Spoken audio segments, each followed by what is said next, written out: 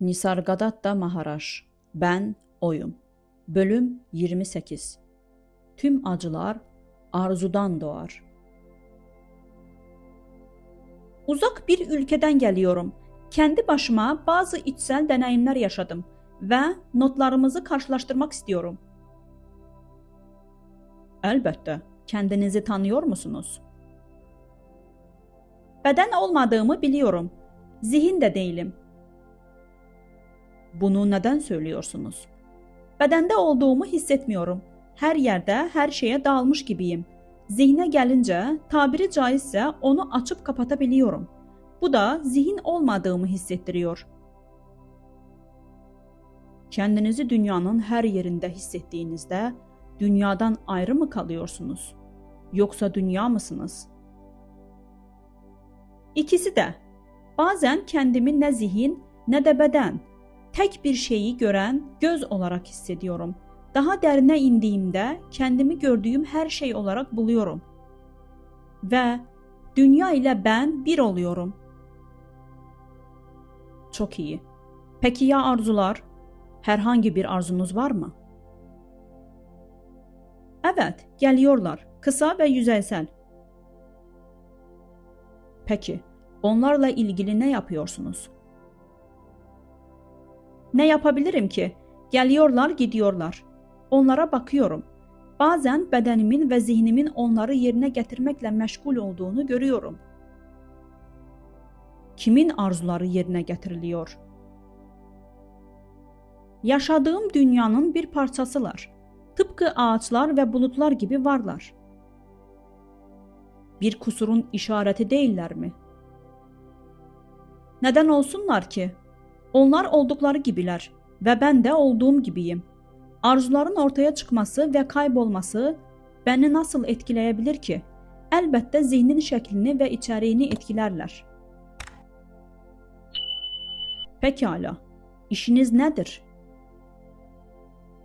Denetimli serbestlik memuruyum. Ne anlama geliyor? Genç suçlular denetimli serbestliğe bırakılıyor ve davranışlarını izlemek, eğitim almaları ve iş bulmaları için özel memurlar var. Çalışmak zorunda mısınız? Kim çalışıyor? İşler kendiliğinden oluyor. Çalışmanız gerekmiyor mu? Para için çalışmam gerekiyor. Hoşuma gidiyor çünkü beni canlı varlıklarla temasa geçiriyor. Onlara neden ihtiyacınız var? Belki de bana ihtiyaçları var ve bu işi üstlenmeme neden olan onların kaderi. Sonuçta tek bir hayat yaşıyoruz. Şu anki durumunuza nasıl geldiniz? Sri Ramana Maharshi'nin öğretileri beni bu yola soktu. Daha sonra Douglas Harding ile tanıştım. O bana ben kimim üzerinde nasıl çalışacağımı göstererek yardımcı oldu. Aniden mi oldu yoksa kademeli mi? Oldukça ani oldu. Sanki unutulmuş bir şey insanın aklına geri geliyor gibi ya da ani bir anlayış parlaması gibi. Ne kadar basit dedim. Ne kadar basit. Düşündüğüm kişi değilim. Ne algılananım ne de algılayanım. Algılayan sadece bendir. Hatta algılayan bile değil, tüm bunları mümkün kılan. Aşk nedir? Ayrım ve farklılık duygusu olmadığında buna aşk diyebiliriz. Neden kadın ve erkek arasında aşka bu kadar önem veriliyor? Çünkü içinizdeki mutluluk unsuru çok belirgin. Tüm aşklarda böyle değil mi? Mutlaka değil. Aşk acıya da neden olabilir. O zaman buna şefkat diyorsunuz. Mutluluk nedir? İç ve dış arasındaki uyum mutluluktur. Öte yandan kendini dış nedenlerle özdeşleştirmek acıdır. Kendini özdeşleştirme nasıl gerçekleşir? Benlik doğası gereği sadece kendini bilir. Deneyim eksikliğinden dolayı algıladığı her şeyi kendisi olarak kabul eder. Yıpranmış bir şekilde dışarı bakmayı, Vivekanı ve yalnız yaşamayı, Vairagyanı öğrenir. Doğru davranış, Uparati, normal hale geldiğinde güçlü bir içsel dürtü, mukmukshutva, onu kaynağını aramaya iter. Bedenin mumu yanar ve her şey açık ve parlak hale gelir. Acının gerçek nedeni nedir? Sınırlı olan da özdeşleşme, vyaktitva. Duyumlar ne kadar güçlü olursa olsun acıya neden olmaz. Yanlış fikirlerle şaşkına dönmüş ben buyum, ben şuyum diye düşünmeye bağımlı olan zihin kaybetmekten korkar, kazanmayı arzular ve hayal kırıklığına uğradığında acı çeker. Bir arkadaşım her gece korkunç rüyalar görürdü. Uykuya dalmak onu dehşete düşürürdü. Hiçbir şey ona yardımcı olamazdı. Gerçekten iyilerin arkadaşlığı, yani satsanglar ona yardımcı olurdu. Hayatın kendisi bir kabus. Asil dostluk, yani satsang, tüm fiziksel ve zihinsel rahatsızlıklar için en üstün çaredir. Genellikle böyle bir dostluk bulunamaz. İçinize bakın. Kendi benliğiniz en iyi arkadaşınızdır.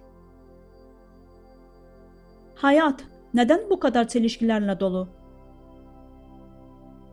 Zihinsel gururu yıkmaya yarar.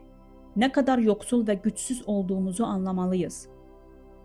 Ne olduğumuzu, ne bildiğimizi, neye sahip olduğumuzu, ne yaptığımızı hayal ederek kendimizi kandırdığımız sürece gerçekten üzücü bir durumdayız.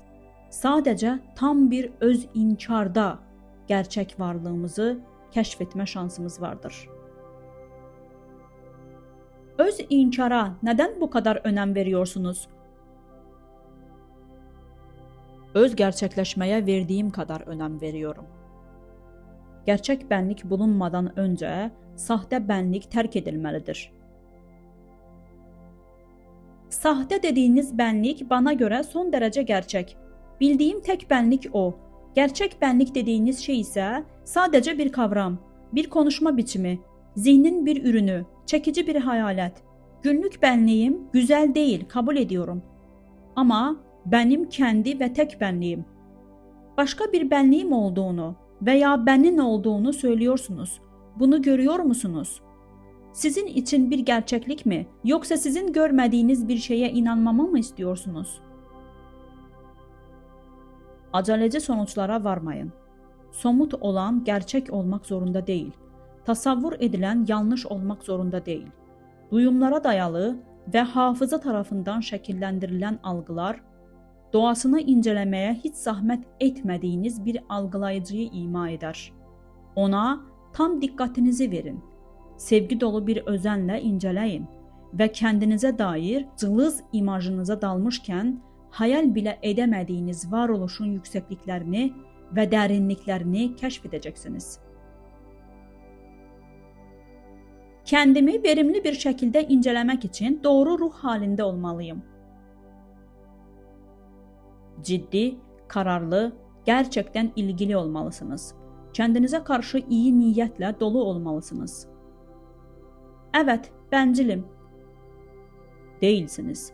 Sürekli olarak yabancı, düşmanca ve sahte tanrılara hizmet ederek kendinizi ve sevdiklerinizi yok ediyorsunuz. Elbette bencil olun. Doğru şekilde. Kendinize iyilik dileyin.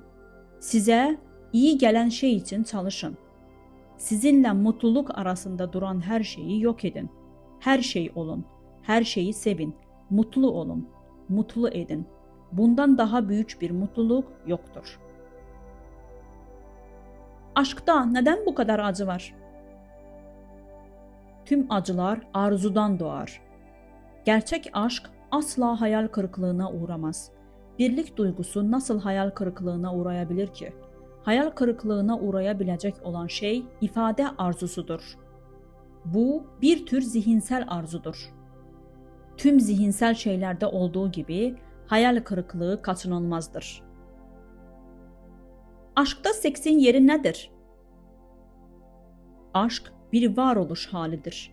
Seks enerjidir. Aşk bilgədir. Seks kördür. Aşkın və seksin gerçek doğası anlaşıldığında çatışma veya kafa karışıklığı olmayacaqdır. Aşksız çok fazla seks var. Aşksız her şey kötüdür. Aşksız hayatın kendisi kötüdür. Beni ne aşık edebilir?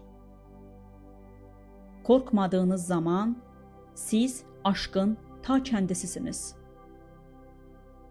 Son. Dəyərli izləyicilərimiz, əgər bilgi faydalı olduysa, bəyənməyiniz və paylaşmanız bizi sevindirir. Kanalın büyüməsi və daha çox insana ulaşması, daha çox insanın bilgilənməsinə və aydınlanmasına səbəb olur. Bizimlə olduğunuz üçün təşəkkürlər.